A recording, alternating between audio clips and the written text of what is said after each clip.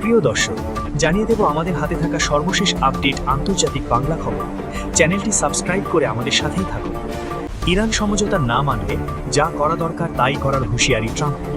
ওয়াশিংটনের সঙ্গে সই করা সমঝোতা স্মারক যদি তেহরান মেনে না চলে, তবে যা করা দরকার তাই করার হুমকি দিয়েছেন যুক্তরাষ্ট্রের প্রেসিডেন্ট ডোনাল্ড ট্রাম্প।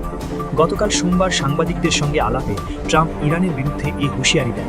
তিনি বলেন, যদি ইরান সমঝোতার শর্ত না মানে কিংবা তাদের আচরণ ঠিকঠাক না থাকে, তবে আমার যা করা দরকার আমি সেটাই করব। ডোনাল্ড ট্রাম্প ও ইরানের প্রেসিডেন্ট মাসুদ পেজেশকিয়ান গত সপ্তাহে নিজ নিজ দেশের পক্ষে সমঝোতা স্মারকে সই করেন। ইরানে যুক্তরাষ্ট্র ও ইসরায়েলের আগ্রাসন শুরুর মাস চারেক পর যুদ্ধ বন্ধ লক্ষ্যে ওয়াশিংটন ও ইরান এই সমঝোতায় পৌঁছায়। ওই আগ্রাসনের প্রতিবাদে ইরান ও ইসরায়েলের পাশাপাশি উপসাগরীয় দেশগুলিতে মার্কিন সামরিক ঘাঁটিতে হামলা চালিয়েছে। আলোচনায় বেশ কিছু বিষয়ে ইতিবাচক অগ্রগতি হয়েছে বলে ইতিমধ্যে জানিয়েছে দুই পক্ষ। এর ধারাবাহিকতায় ইরানের জ্বালানি তেল বিক্রির উপর থেকে নিষেধাজ্ঞা 60 দিনের জন্য প্রত্যাহার করেছে যুক্তরাষ্ট্র। তবে তেহরানের পারমাণবিক কর্মসূচি ও লেবাননে যুদ্ধবিরতি মতো বিরোধপূর্ণ বিষয়গুলির সমাধান নিয়ে সংশয় এখনও রয়ে গেছে। গতকাল মার্কিন প্রেসিডেন্ট সাংবাদিকদের বলেন, ইরানের জব্দ অর্থ ছাড় করার উদ্দেশ্য ছিল সেই অর্থ দিয়ে দেশটি শুধু যুক্তরাষ্ট্র থেকেই খাদ্যপণ্য কিনবে। ট্রাম্পের এমন বক্তব্যের সঙ্গে একমত নয় তেহরান। ইরানের আধা সরকারি সংবাদ সংস্থা তাসনিমের খবরে দেশটির কেন্দ্রীয় ব্যাংকের গভর্নর আব্দুল নাসের হেম্মতির বরাতে বলা হয়, সমঝোতা স্মারকের আওতায় যুক্তরাষ্ট্র থেকে কৃষিপণ্য কিনতে ইরানের কোনো বাধ্যবাধকতা নেই। এ খবরের প্রতিক্রিয়ায় ট্রাম্প বলেন, ছাড় করা সব অর্থ শেষ পর্যন্ত খাদ্যপণ্য কেনার জন্যই ব্যয় হবে, যা তাদের খুবই প্রয়োজন। দেশটিতে 9 কোটি 10 লক্ষ মানুষ, কিন্তু তারা নিজেদের খাদ্যের চাহিদা পূরণ করতে পারে না। আমরা যে অর্থ ছাড় করছি শেষ পর্যন্ত আমাদের কৃষকদের কাছেই ফিরে আসবে। সুইজারল্যান্ডের বার্গেনস্টকে গত রোববার থেকে ইরান ও যুক্তরাষ্ট্রের প্রতিনিধিরা আলোচনায় বসেছে। আলোচনার লক্ষ্য ইরান ও যুক্তরাষ্ট্রের মধ্যে সই হওয়া 14 দফার অন্তর্বর্তী চুক্তি বা সমঝোতা স্মারকে থাকা বিষয়গুলি নিয়ে সমঝোতায় পৌঁছে স্থায়ীভাবে যুদ্ধ বন্ধ করা। আলোচনায় বেশ কিছু বিষয়ে ইতিবাচক অগ্রগতি হয়েছে বলে ইতিমধ্যে জানিয়েছে দুই পক্ষ। এর ধারাবাহিকতায় ইরানের জ্বালানি তেল বিক্রির উপর থেকে নিষেধাজ্ঞা 60 দিনের জন্য প্রত্যাহার করেছে যুক্তরাষ্ট্র। তবে তেহরানের পারমাণবিক কর্মসূচি ও লেবাননে যুদ্ধবিরতি মতো বিরোধপূর্ণ বিষয়গুলির সমাধান নিয়ে সংশয় এখনও রয়ে গেছে। এদিকে ইরানকে তেল বিক্রির অনুমতি দিল যুক্তরাষ্ট্র। চূড়ান্ত শান্তি চুক্তির লক্ষ্যে আলোচনা চলার মধ্যেই ইরানের তেল উৎপাদন, সরবরাহ ও বিক্রির অনুমতি দিয়েছে যুক্তরাষ্ট্র। গত সপ্তাহে ওয়াশিংটন ও তেহরানের মধ্যে হওয়া প্রাথমিক চুক্তির প্রতিশ্রুতি অনুযায়ী সোমবার 22 জুন এ সংক্রান্ত আনুষ্ঠানিক অনুমোদন দেয় মার্কিন অর্থ মন্ত্রণালয়। এই অনুমতির ফলে আগামী 21 অগস্ট পর্যন্ত ইরানের উৎপাদিত অপরিশোধিত তেল, পেট্রোকেমিক্যাল ও অন্যান্য পেট্রোলিয়াম পণ্য উৎপাদন, সরবরাহ ও বিক্রি করা যাবে। সামাজিক যোগাযোগ মাধ্যম এক্সে দেওয়া এক পোস্টে মার্কিন অর্থমন্ত্রী স্কট বেসেন্ট বলেন, সুইজারল্যান্ডে চলমান ফলপ্রসূ আলোচনার ধারাবাহিকতায় ইরান হরমুজ প্রণালীতে নৌযান চলাচল সচল রাখা এবং তাদের দেশে আন্তর্জাতিক পরমাণু শক্তি সংস্থার IAEA এর পরিদর্শকদের প্রবেশের অনুমতি দিতে প্রতিশ্রুতিবদ্ধ হয়েছে। তিনি আরও বলেন, এই রূপরেখার অংশ হিসেবে ট্রেজারি বিভাগ একটি অস্থায়ী 60 দিনের সাধারণ লাইসেন্স জারি করেছে, যা ইরানকে তেল উৎপাদন, সরবরাহ ও বিক্রির অনুমতি দিচ্ছে। সমঝোতা সম্মাঘের আওতায় যুক্তরাষ্ট্র ইরানের অপরিশোধিত তেল, পেট্রোলিয়াম পণ্য ও এর উপজাত রপ্তানির পাশাপাশি সংশ্লিষ্ট ব্যাংকিং, বীমা ও পরিবহন সেবার ওপর থেকে নিষেধাজ্ঞা শিথিল করতে সম্মত হয়েছে। তবে এই লাইসেন্সের আওতায় উত্তর কোরিয়া ও কিউবার সঙ্গে কোনো ধরনের লেনদেনের অনুমতি দেওয়া হয়নি। দুই দেশের বিরুদ্ধে যুক্তরাষ্ট্রের বিদ্যমান নিষেধাজ্ঞা বহাল থাকবে। এদিকে মাদক ও অপরাধ দমনে ইউক্রেনের ড্রোন কিনছে হন্ডুরাস।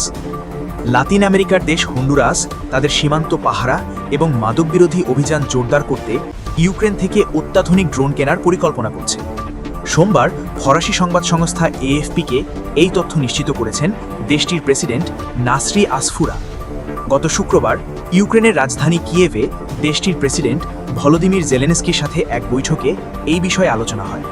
বৈঠকে ইউক্রেন হন্ডুরাসকে ড্রোন সহ বিভিন্ন সামরিক প্রযুক্তি দেওয়ার প্রস্তাব দেয় এবং দুই দেশের মধ্যে নিরাপত্তা সহযোগিতা বাড়ানোর উপর জোর দেয়। পানামা সিটিতে আমেরিকার দেশগুলোর জোট অর্থাৎ অর্গানাইজেশন অফ আমেরিকান স্টেটসের এক বৈঠকে প্রেসিডেন্ট আসফুরা জানান, এই ড্রোনগুলো মূলত দেশের সীমান্ত কার্যকরভাবে রক্ষা করতে এবং উচ্চ প্রযুক্তির সাহায্যে সুসংগঠিত অপরাধের বিরুদ্ধে লড়াই করতে ব্যবহার করা হবে। এছাড়া কৃষিকাজেও এই ড্রোন ব্যবহার করা যেতে পারে বলে তিনি ইঙ্গিত দেন। উল্লেখ্য 2022 সালে রাশিয়ার আক্রমণের পর থেকে ইউক্রেন নিজেদের প্রতিরক্ষায় ব্যাপকভাবে ড্রোন প্রযুক্তির ওপর নির্ভর করে আসছে। বর্তমানে হন্ডুরাস তীব্র অভ্যন্তরীণ সহিংসতার মধ্য দিয়ে যাচ্ছে। মাদক চোরাকারবারি দল, বিভিন্ন সশস্ত্র গ্যাং এবং দুর্নীতিগ্রস্ত নিরাপত্তা বাহিনীর মধ্যকার সংঘর্ষে দেশটিতে অপরাধের মাত্রা ভয়াবহ রূপ নিয়েছে। সেখানে প্রতি 1 লাখে 24 জন হত্যাকাণ্ডের শিকার হচ্ছেন, যা বৈশ্বিক গড় হত্যাকাণ্ডের চেয়ে প্রায় 4 গুণ বেশি। সম্প্রতি গত 21 মে দেশটির উত্তরাঞ্চলীয় একটি কৃষি গ্রামে সশস্ত্র দলগুলোর সংঘর্ষে 19 জন নিহত হন। একই দিনে গুয়াতেমালা সীমান্তের কাছে মাদক চোরাকারবারিদের হামলায় 5 জন পুলিশ সদস্য প্রাণ হারান। এমন পরিস্থিতিতে দেশের আইন শৃঙ্খলা ও সীমান্ত রক্ষা করতে এই ড্রোন প্রযুক্তি বড় ভূমিকা রাখবে বলে মনে করছে হন্ডুরাস সরকার। সবশেষ জানিয়ে দেব, বিশ্ব রাজনীতিতে নিজেদের পরমাণু শক্তির অবস্থান জানান দেবে উত্তর কোরিয়া, বলছেন কিম জং উন। বিশ্বের বর্তমান অস্থিতিশীল ও জটিল নিরাপত্তা পরিস্থিতি মোকাবেলায় নিজেদের পরমাণু শক্তিধর রাষ্ট্র হিসেবে প্রতিষ্ঠিত করা এবং সেই অবস্থান ব্যবহার করাকেই একমাত্র পথ মনে করছে উত্তর কোরিয়া। দেশটির সর্বোচ্চ নেতা কিম জং উন জানিয়েছেন, আন্তর্জাতিক মহলের অনিশ্চিত পরিস্থিতির সাথে তাল মিলিয়ে চলতে এবং দেশের সার্বিক নিরাপত্তা নিশ্চিত করতে পরমাণু অস্ত্রের অবস্থান জোরালোভাবে প্রয়োগ করা ছাড়া আর কোনো বিকল্প নেই। মঙ্গলবার দেশটির রাষ্ট্রীয় সংবাদ সংস্থা KCNA বা কোরীয় কেন্দ্রীয় সংবাদ মাধ্যম এই তথ্য প্রকাশ করেছে। এই সিদ্ধান্তের মধ্য দিয়ে উত্তর কোরিয়ার পরমাণু কর্মসূচির ভবিষ্যৎ রূপরেখা আরও শক্তিশালী হয়ে উঠল বলে আন্তর্জাতিক বিশ্লেষকেরা মনে করছেন। প্রতিবেদনে বলা হয়, উত্তর কোরিয়ার ক্ষমতাসীন দল ওয়ার্কার্স পার্টির অর্থাৎ শ্রমিক দলের কেন্দ্রীয় কমিটির একটি গুরুত্বপূর্ণ সভায় বক্তব্য দেওয়ার সময় কিম জং উন এই মন্তব্য করেন।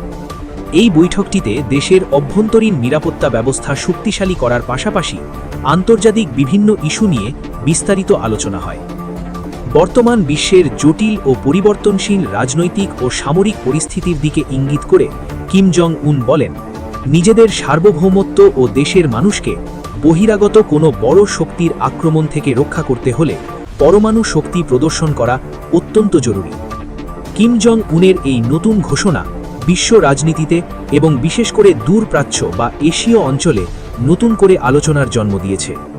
বিশ্বের বিভিন্ন দেশের সামরিক শক্তি বৃদ্ধি এবং অস্থিতিশীল পরিস্থিতির কারণে উত্তর কোরিয়া নিজেদের সুরক্ষায় পরমাণু অস্ত্রকে প্রধান ভিত্তি হিসেবে বেছে নিয়েছে। শাসক দল ওয়ার্কার্স পার্টির কেন্দ্রীয় কমিটির এই বিশেষ সিদ্ধান্ত আগামী দিনে উত্তর কোরিয়ার সামরিক ও কূটনৈতিক অবস্থান কেমন হবে তার একটি অত্যন্ত স্পষ্ট ধারণা দেয়।